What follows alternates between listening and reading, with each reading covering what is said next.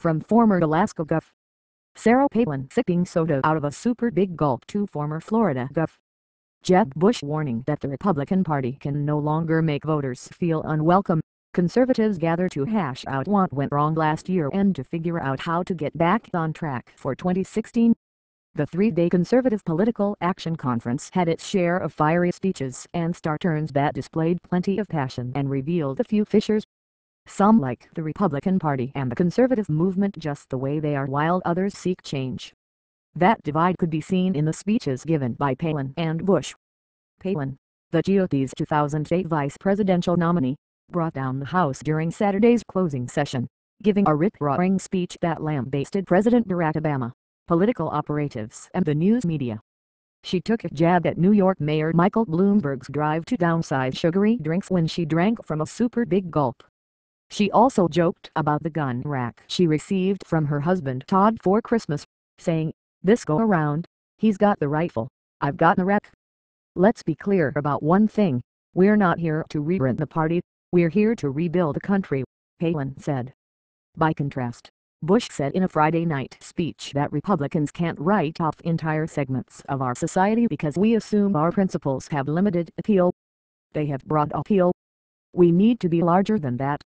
He told the audience that many voters are unwilling to choose our candidates because those voters feel unloved, unwanted and unwelcome in our party. In an interview with the Journal Sentinel, U.S. Representative Paul Ryan of Janesville likened the current mood among conservatives to that following Jimmy Carter's 1976 election as president. During that period in the political wilderness, conservatives set the stage for a rebound, eventually rallying around and winning in 1980 with President Ronald Reagan. The conservative movement is more put together and more unified than it was in those fractured days of Carter, Ryan said. I see the unifying of purpose.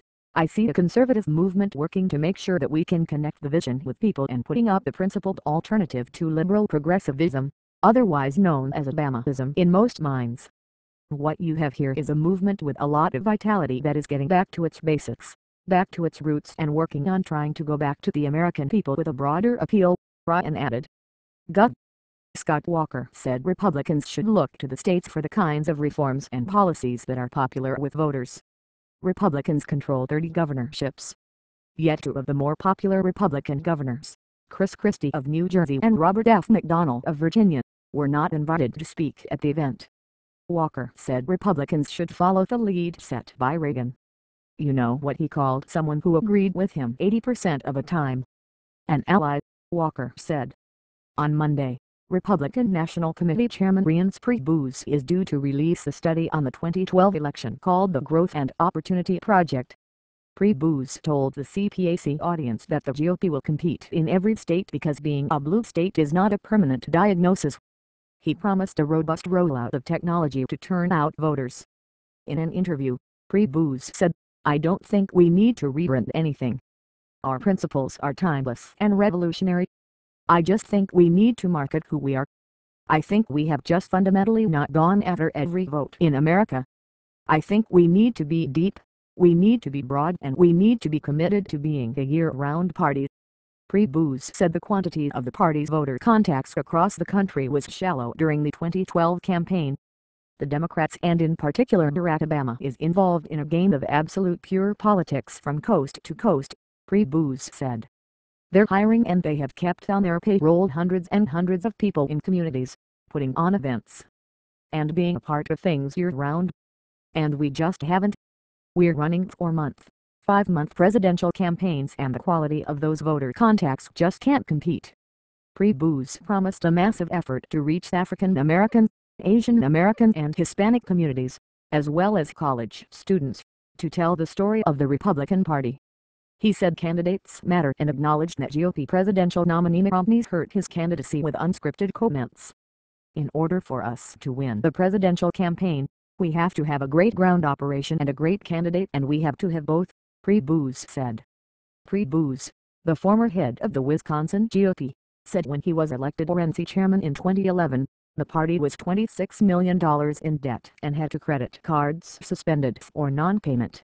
You have Barack Obama with hundreds of employees in 2011, all over the country. We had Abby around the country, Priebus said. That should probably tell you everything you need to know about where and what happened in this last campaign, between the fact our party was basically dead for a couple of years before we walked in the door and the fact the other side had a multi-million-dollar operation while we were running around and debating each other 23 times. But Pre-Booze is confident the GOP will come back. And the report is a start. This is not about tone, Pre-Booze said. This is going to be detailed. What we're doing, where we're going, the amount of money we want to spend. We're going to try to lay out as best as we can the sort of enormity of what we're going to try to take on as a national party. Pre-Booze said, it's enough navel-gazing. We know we need to be better. We need great candidates and we need to be a permanent year-round, coast-to-coast operation to succeed.